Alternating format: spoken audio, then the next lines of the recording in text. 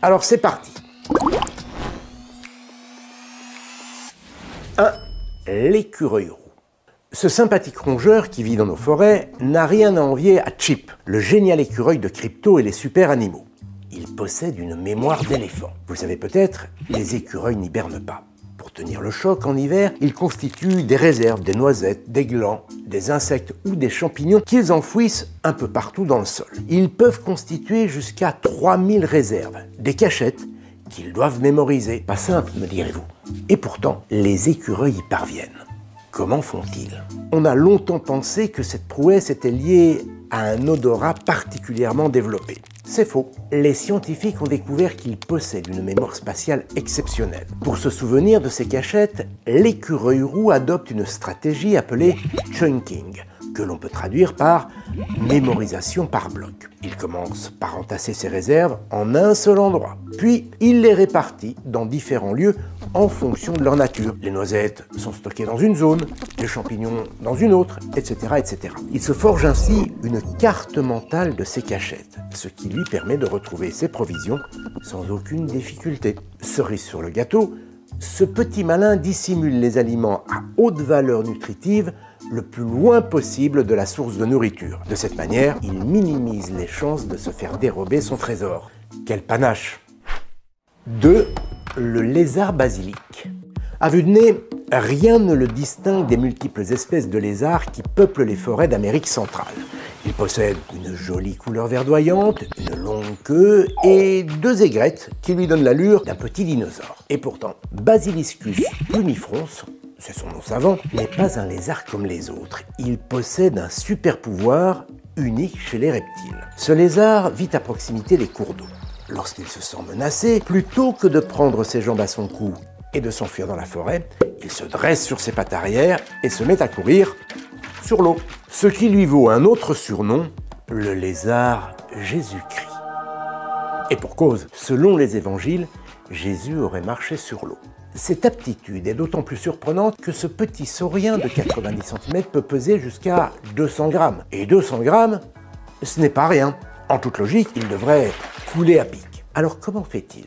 Il n'y a aucun miracle dans cette histoire. Cette prouesse est liée à la forme de ses pattes arrière. Elles sont pourvues de très longs doigts. Lorsque ceux-ci sont déployés et écartés, ils offrent au lézard une grande surface de contact avec l'eau, un peu comme des palmes. Par ailleurs, lorsque ses pattes frappent la surface de l'eau, une bulle d'air se forme en dessous, ce qui ralentit l'enfoncement. Ajoutez à cela une foulée extrêmement rapide, pas plus de 70 millisecondes par pas, et le lézard parvient à courir sur l'eau sans aucune difficulté. En revanche, s'il ralentit, il doit finir à la nage. Aucun problème pour lui. Ce champion est même capable de tenir une dizaine de minutes en apnée. Puisque nous sommes sous l'eau, restons-y avec notre troisième animal au super pouvoir, une transformiste de génie, la pieuvre mimétique. Ce céphalopode a été découvert en 1998 sur les côtes indonésiennes. Il vit sur les fonds sableux et mesure une 60aine de centimètres. Comme la plupart de ses congénères, cette pieuvre est capable de changer de couleur en un clin d'œil, grâce à des cellules spécialisées sur sa peau. Ce tour de passe-passe lui permet de chasser et de se protéger d'éventuels prédateurs. Mais Tomoctopus mimicus, son nom savant, ne se contente pas de se fondre dans le décor. Elle est aussi capable de prendre la forme des animaux qui partagent son habitat.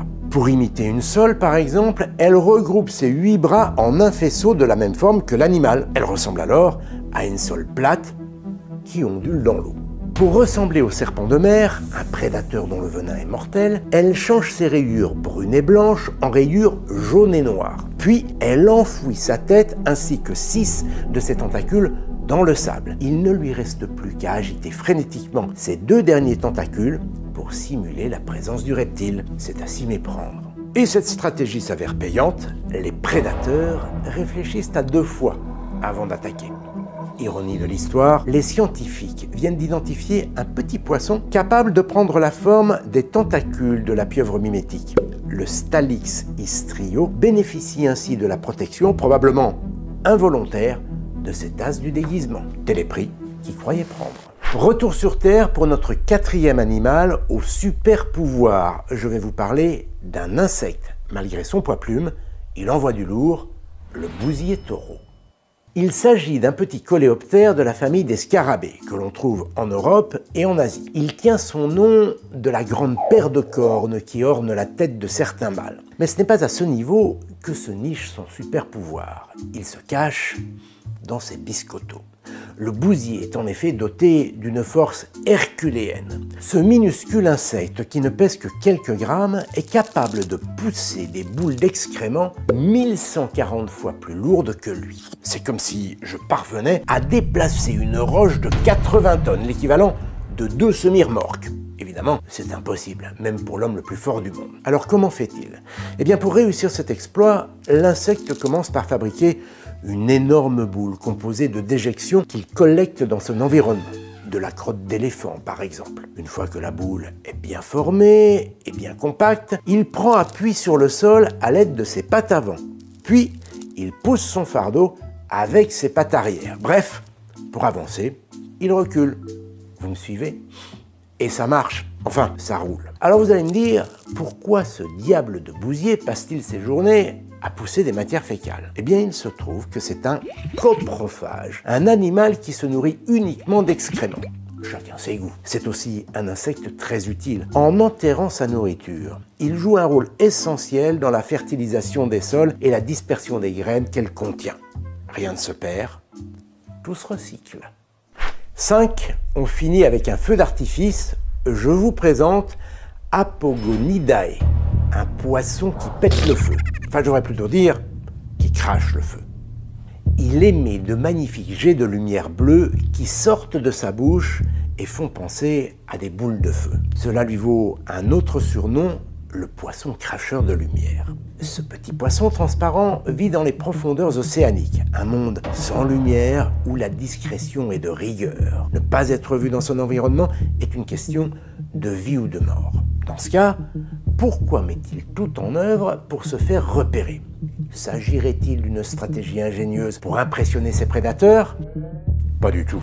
Au contraire même. Lorsqu'il produit ce jet lumineux, Apogonidae est en réalité victime d'un petit crustacé très indigeste, l'ostracode. Sentant sa dernière heure venue, le crustacé déclenche un mécanisme de défense plutôt brillant. Il s'allume. L'ostracode déclenche une réaction chimique bioluminescente, semblable à celle des vers luisants. Elle met en jeu une molécule spéciale qu'on appelle la luciférase qui réagit avec l'oxygène en émettant de la lumière. Or, il se trouve que cette lumière très vive représente un vrai danger pour notre poisson. Souvenez-vous, il est transparent. Éclairé de l'intérieur, le voilà tout à coup repérable par ses prédateurs. Pour sauver sa peau, ou plutôt ses écailles, Apogonidae n'a d'autre choix que de régurgiter l'intrus dans un rot magistral. Celui-ci prend alors la forme d'un jet de lumière du plus bel effet. La gourmandise est un vilain défaut. Apogonidae nous en apporte la preuve lumineuse. Merci d'avoir regardé cette vidéo jusqu'au bout, c'est le meilleur soutien que vous pouvez apporter à la chaîne. Et si vous connaissez d'autres animaux super pouvoirs qui auraient leur place dans ce top, ne vous privez pas, laissez un commentaire, j'ai hâte de vous lire. En attendant, je vous invite à découvrir les super pouvoirs de Crypto et ses amis en salle le 27 juillet. Ah, j'allais oublier, n'hésitez pas non plus à vous abonner. À très bientôt, chers épicurieuses et épicurieux. How much is that dog in the window? The one with the wagon.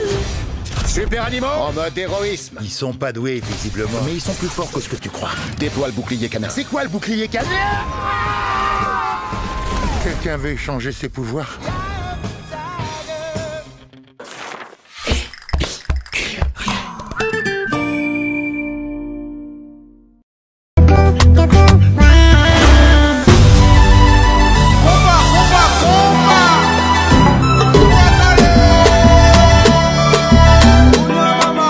Ça va péter.